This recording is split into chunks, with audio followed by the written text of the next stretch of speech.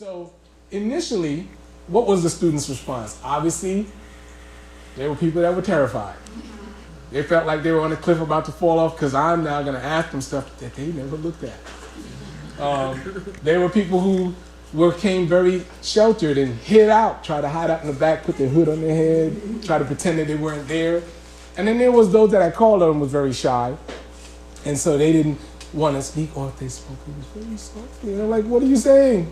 And then you had the stage fright because those that were shy said, come up front, speak to the crowd. And there was that whole stage fright thing going on. But after we did that for a number of times, and I kept pulling them and pointing out people and bringing them up, eventually they came and overcame. They were able to climb that mountain and be able to stand up. They came out of their shells and was like, and some of the people even started to question or ask, say, no, that's not right. I read so-and-so and this is, so they became outspoken. And then eventually they didn't have any more stage fright. And so the class became more engaged. They would interact with each other. And so that helped a lot. So what kind of things would I want to do differently? Well, I would want to take some more CETLA courses. So there are things like polling the class. I would like to do some more of that. I mean, I did my own little polling, but not with the electronic devices. How to reach a larger audience. Like I had 80 students, but I'm still missing a few, and I'm trying to figure other ways to improve that. So I know CETLA has some great courses within that. I would get feedback from the students because I didn't always do that. I mean, I want to get more so I can improve it. Because I was just like, okay, I'm going to try these things, I'm going to put it out there. But now I can get a chance to sit back, listen, hear what they say, what they think they would like, what they don't like, and that would help me. So learning more about the classroom polling would be helpful. And then that way they can start engaging. We can feel more comfortable in the class. Because the classes are, they're over here, I'm over there, and we're not engaging. But now I can get with the group. I can go around to each group. And when I had large classes, I would break them up. So I had 80 students, I would break them up into 10s, and I would have 8 groups, and I'd give them a project.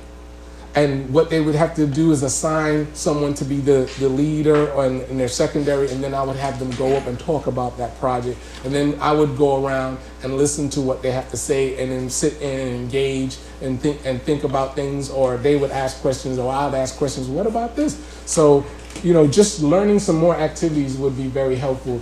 Doing student evaluations. Trying to look at ways that I can add more of that, using Blackboard, doing the surveys. I didn't really do too many, and I would like to increase or establish a better way to do that, so hopefully things like that. And having interactive games. A long time ago, there used to be these games that you could have like Jeopardy, and so wanted to do something like that. And I purchased this software that could do it, and somebody actually took it, but because I left it out. But that was, things happen.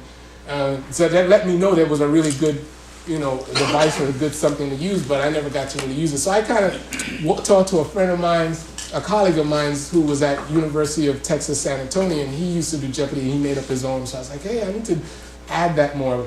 So those are some of the things, or Wheel of Fortune, using definitions and having them put up a word, but then defining the terms so that they can be clear. Because most of them are speaking in layman's terms.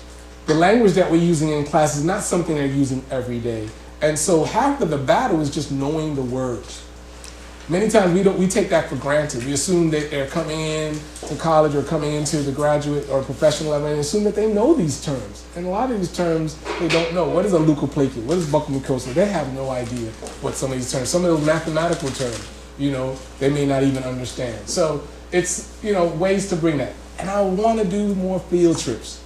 We don't have to just stay in that one place. Let's go someplace different.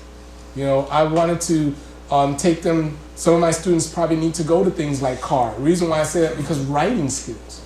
There are programs on the campus that could help them with their CVs and help them with being able to put together their papers or proposals for going to programs. So I want to be able to do some more. I would like to do some more of those type of things. So in going to the library, we can sit around and read some textbooks or get some more information about what's out there, because what are our students using?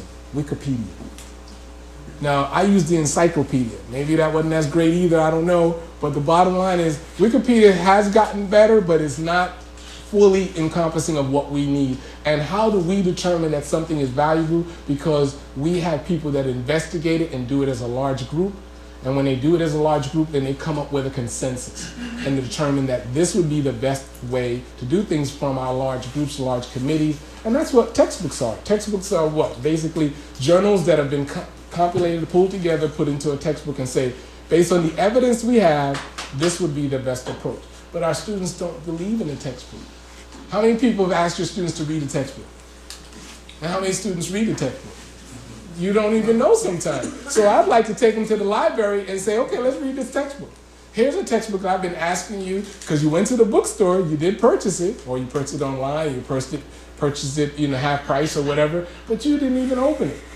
So let's go to the library, or let's go someplace and let's start reading some of the chapters. Let's look at what the textbook has to offer. Let's look at how a textbook is broken down so you know how to read the textbook. Because a lot of times people don't understand that a textbook is written in a certain format that allows you to actually go through and investigate what's coming up next.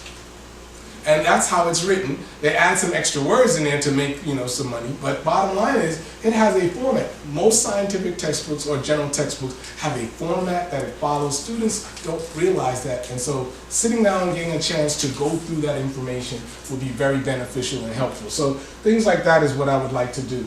And then, how did this generally help me? Before I go to the questions, I'm going to come back. What I found out was, prior to flipping the classroom and doing the conventional lecturing, students, when they took my test, some would pass, a good number would be borderline, and some would fail. And I would try to figure out what's going on with the people who are failing. I know I'm doing a great lecture. You can't tell me my lectures aren't that great. I've spent hours trying to put them together. They have to be. So why are you failing? What is it going on?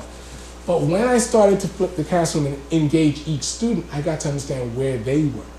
So when I was doing the assessments on Blackboard, I got to see how they responded. So when they get to take my high stakes exam, which we do on what we call ExamSoft, which is a soft test program, which allows you to take exams online without being online. They download it, but they can be offline, so the lights can still go out. They can still take the exam, and then when they're finished, it gets uploaded as long as you can get internet access. So, and I can get a full analytical assessment on everything that they're doing, how they're doing, determine if my questions are good, not good, because it gives me data specifically, and I don't have to guess to say, oh, this question, I thought it was good. I have data that shows that. So I use that high stakes process. And with that, it tells me where they are.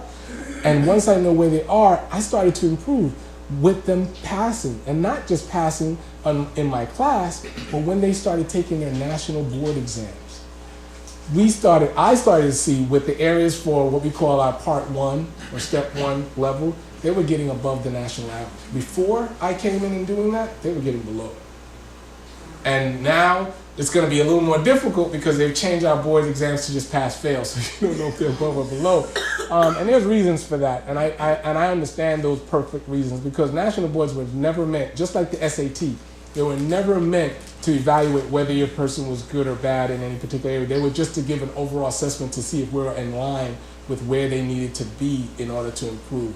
So pass-fail probably works better, because then the onus is on us to really determine the individuals that we're teaching. We're engaged with them specifically to know how they should be doing and improving with their activity. So it helped in that way. It really changed them learning and doing well, which is what we want them to do when they take those exams. And so that was the benefit of flipping the classroom for me.